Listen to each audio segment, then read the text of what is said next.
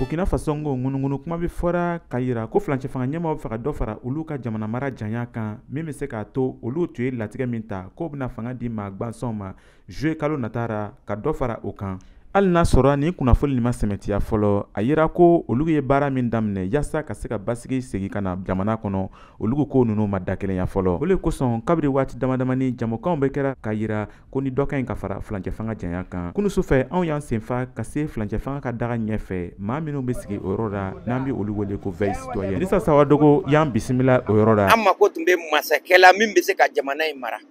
Masakɛ min bɛ se ka Burkina ta ka Burkina mara ka ɲa an mako tun b'o le la.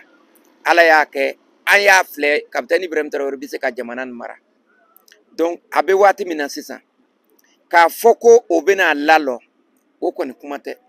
I n'a fɔ k'a fɔ ko a tɔ tɛla kalo 2 ou bien kalo 3 maa minnu b'o ŋunuŋunukan na o kumakan an b'a ɲini u fɛ a ka to o kɔnɔ quoi. Nka flancɛ fanga juru bɛ se ka janya n'a sɔrɔla sigikafɔ ma se ka sɔrɔ o ra wa an bɛ wele ko assise nationale. O jamukan tun bɛ jabaraniso la min tɔgɔ ko BF1 Dacier Bendote ale ka hakilinata ye. Si on doit aller aux assises, si on doit utiliser n'an kan ka taa sigi ka fɔra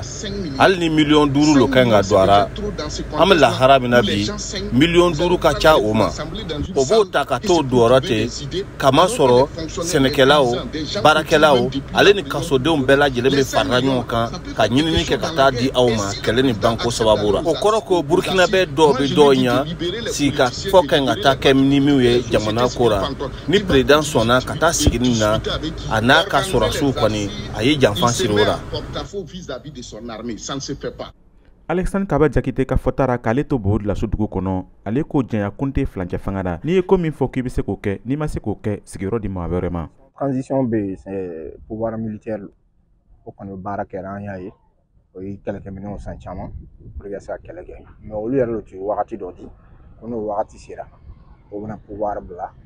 civil b'a ta donc pour moi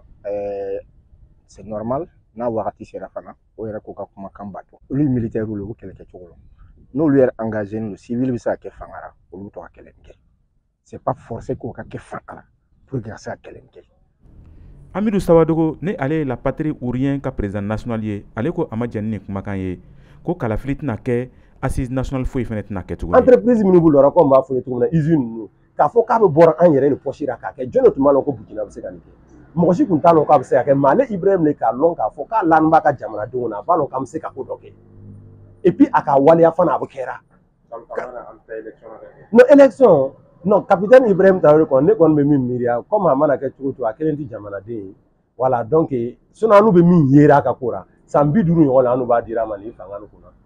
Kuma kɔni o taara dakelenya ka se ka fɔ ko waati damadamani san damadamani ka se ka di flancɛ fanga ma tuguni yaasa Capitaine Ibrahim Traoré ale min ni flancɛ fanga nin kunna a ka se ka baara ɲɛnama kɛ ka jamana bɔ nɔgɔ ra ka basigi segin ka na jamana kɔnɔ ani ka maa jugu gɛn ka bɔ an senkɔrɔ na. Nin tun ye Kadaye Traoré kumakan ye ka bɔ Wagadugu Burkina Faso.